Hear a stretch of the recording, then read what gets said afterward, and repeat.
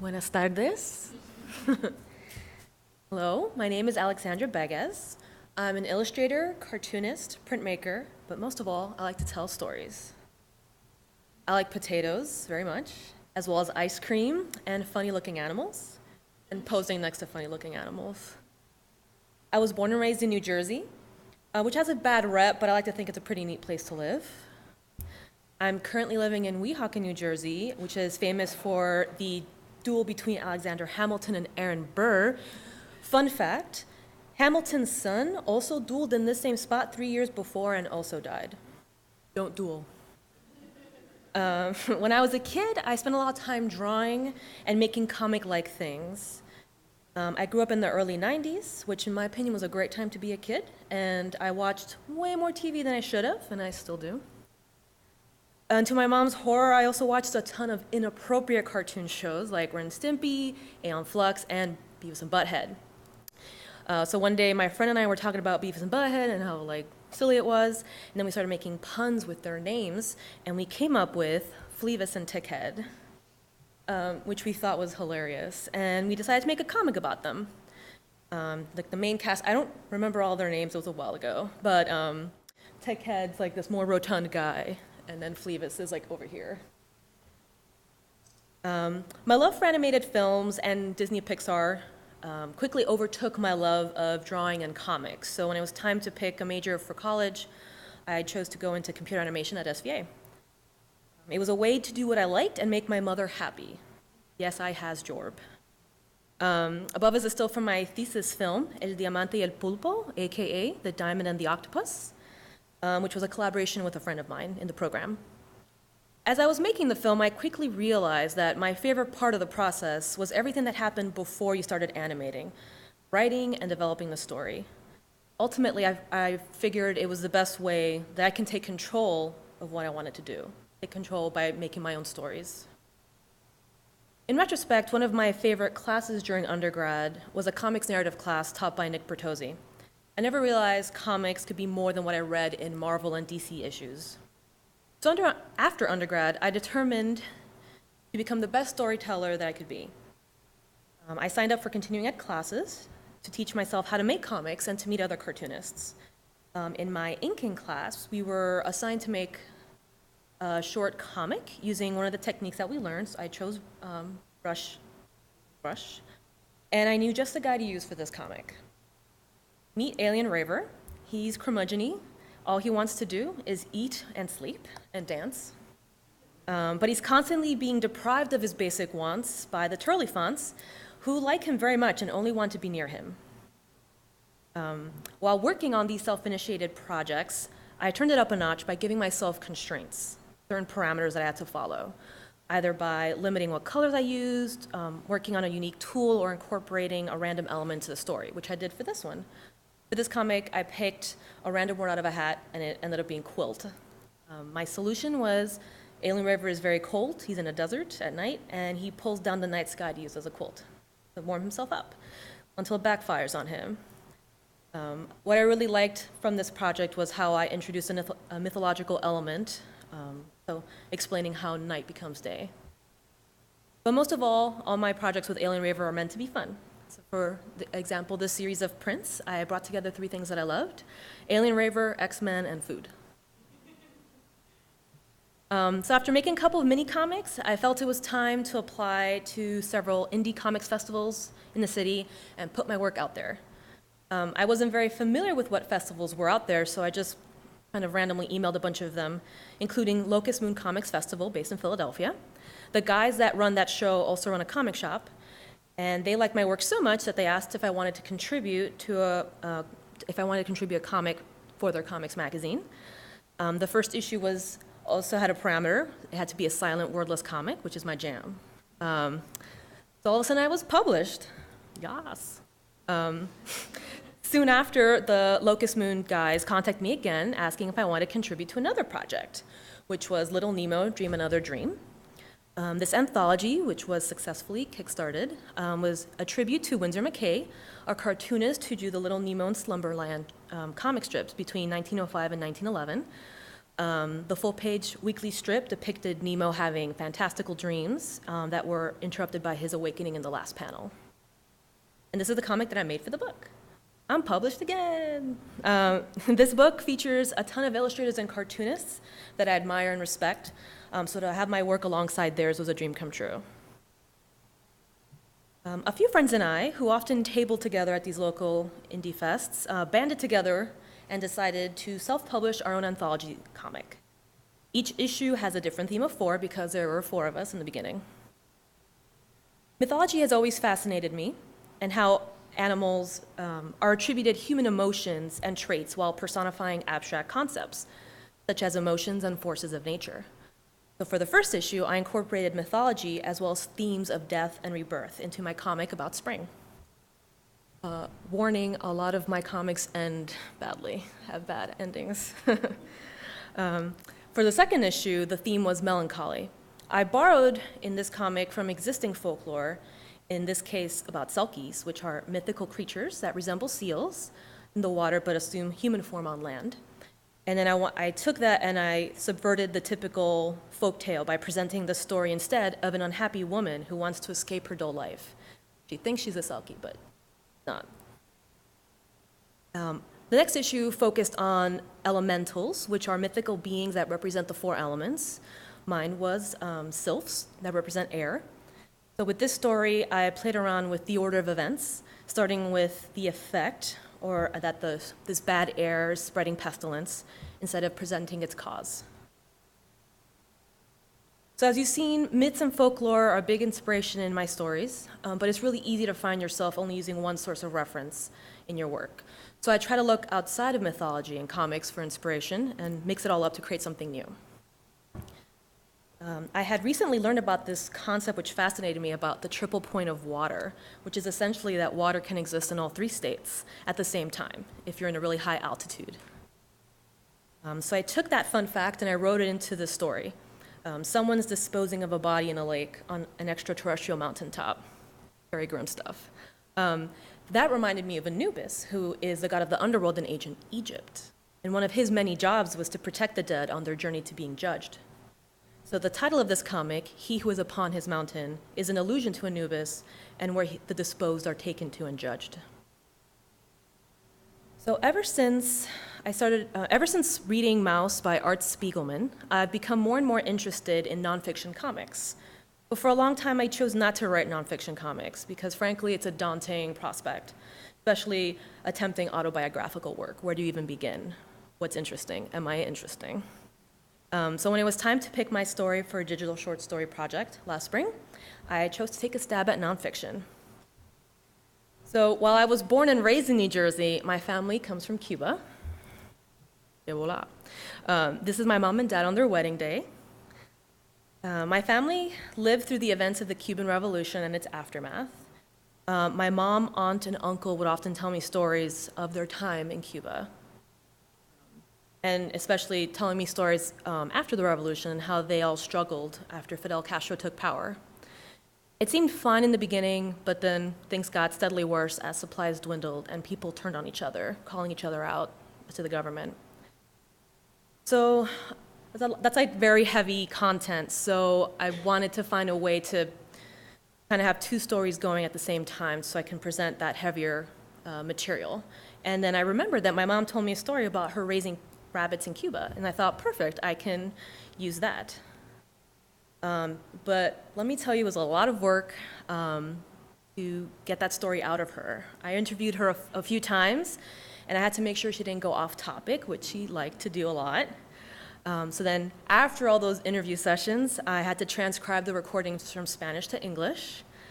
And then the hardest part of the process was towing the line between fiction and nonfiction, finding that cohesive narrative with a satisfying story arc to ring it true.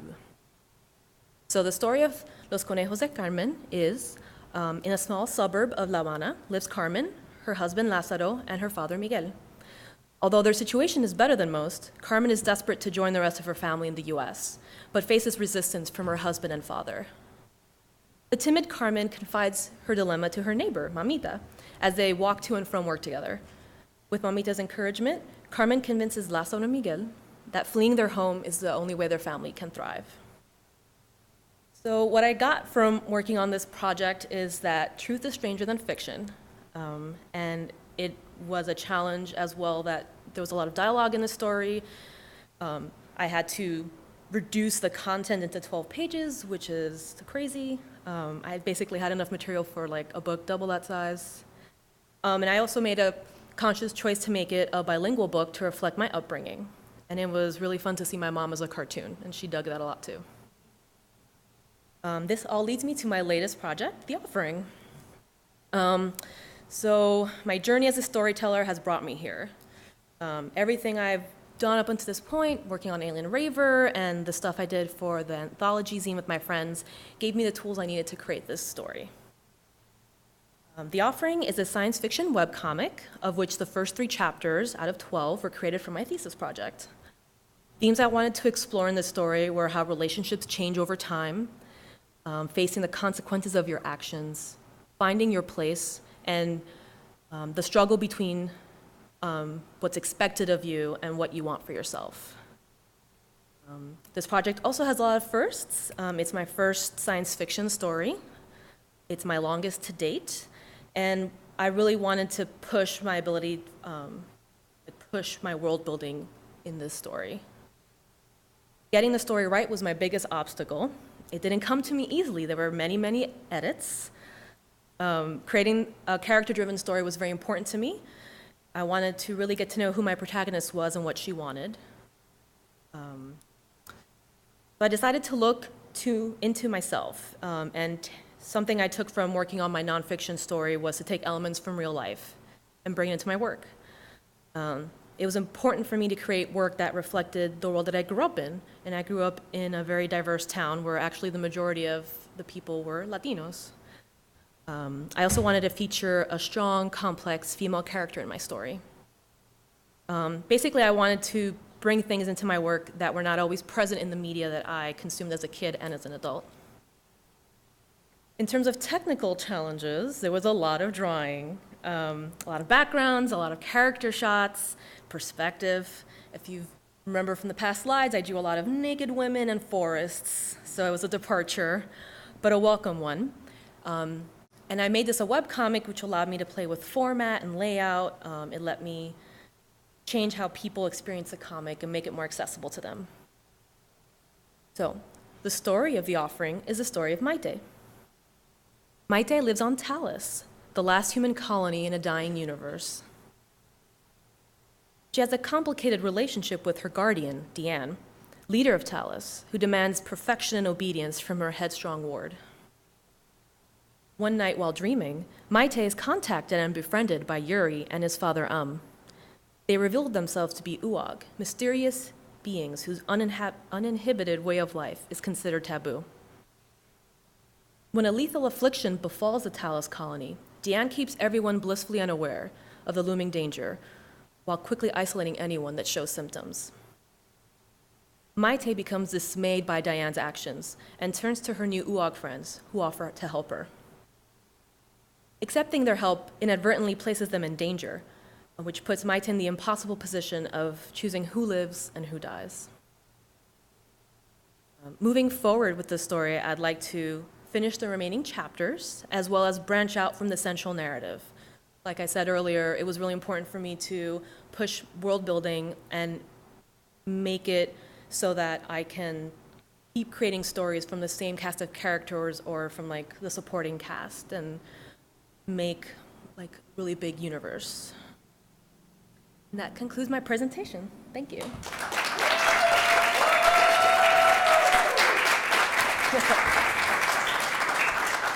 Does anyone have any questions? You mentioned, particularly with your digital short story, kind of blending that fiction, nonfiction line where you want to bring in something that's a real story, but then weave it together with another story.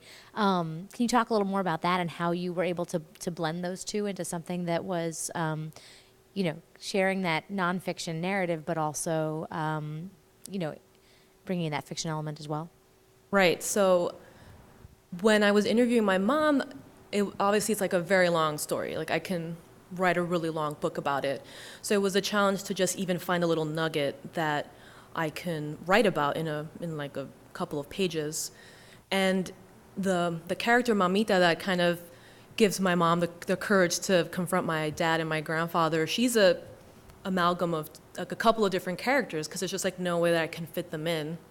Because her neighbor was a different person, and then Mamita herself was someone she met at work. So it was a lot of combining things and weeding stuff out. Obviously, it's like it happened in real life to my mom, so it's difficult to edit some stuff out, but it's important because the story is the crucial component, and having a satisfying arc. It was also helpful to include that little bit of levity with the rabbits, and using the rabbits to tie back into the central narrative. So it's like a nice parallel that you can follow.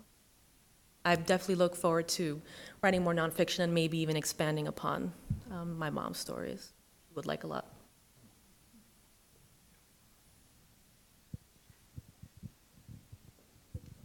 Great presentation, but Thank you. I guess I was wondering with the Conejos de Carmen, you said like you were interested in also doing a bilingual version of that, and with this you might extend that universe, you know, in perpetuity. Yeah. Is that something you're also interested in for this world, like, you know, possibly translating another in Spanish or approaching sort of that audience as well?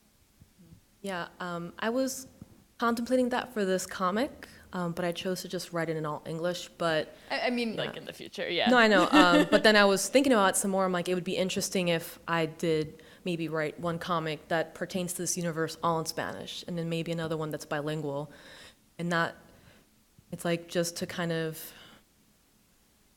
give people way into Spanish, like that bilingual text. You can kind of figure it out through context.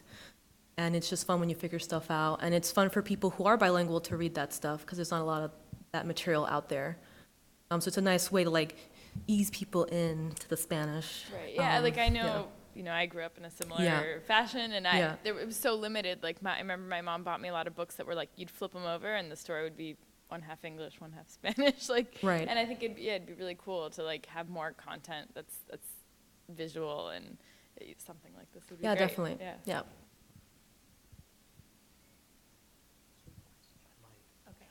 So my question's sort of going off of the previous one. What's your audience? What's the age group that you see for your work? And because I mean, I think that the things that you're getting at would be so useful for, you know, children of all ages, very, very young children, teens, and adults. So I just wonder if, you know, if this work is more for you know, young adults or older folks. Do you anticipate making work for younger kids in the future, or if it's all for everybody?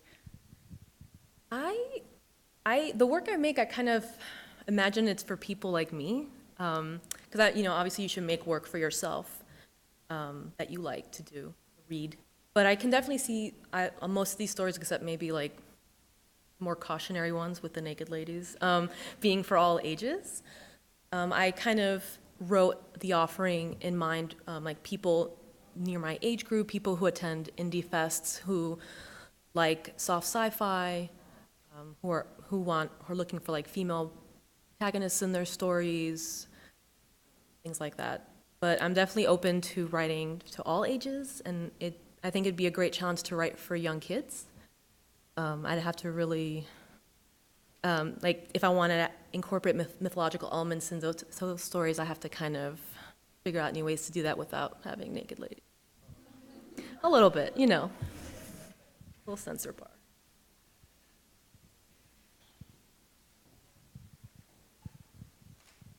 Be kind, no. Hey.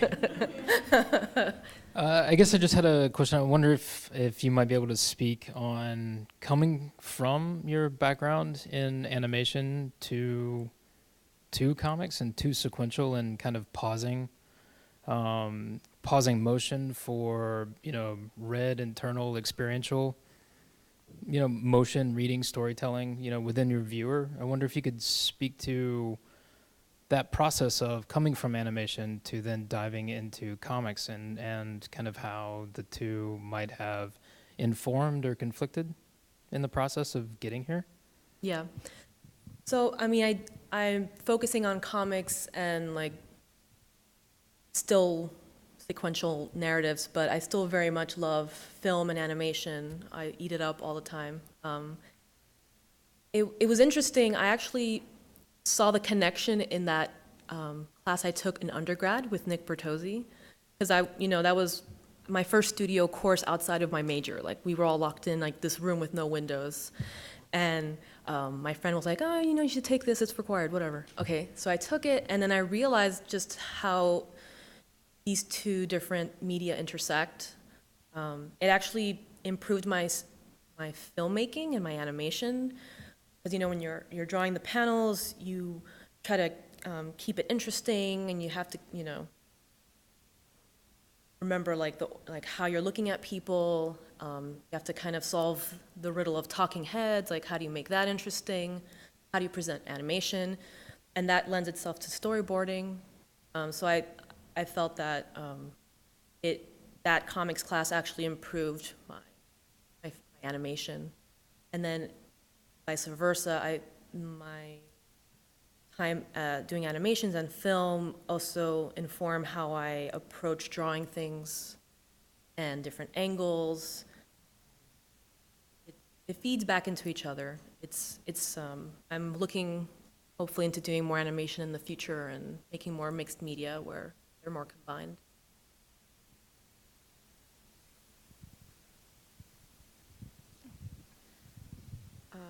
That's great.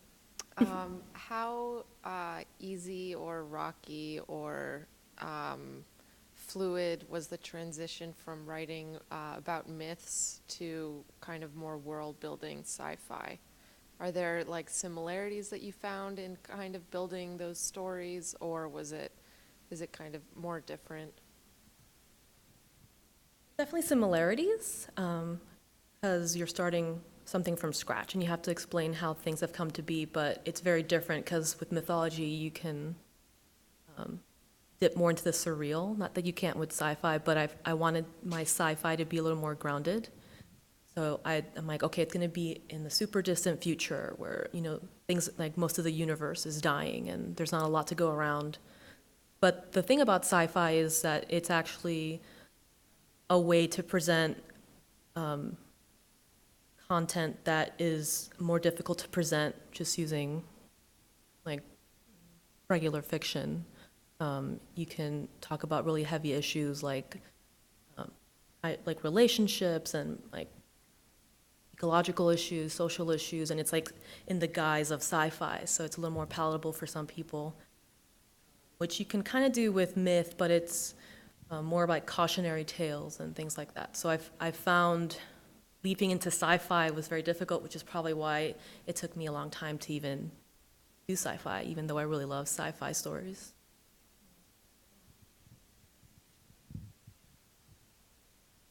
All right. Thank you so much, Alex.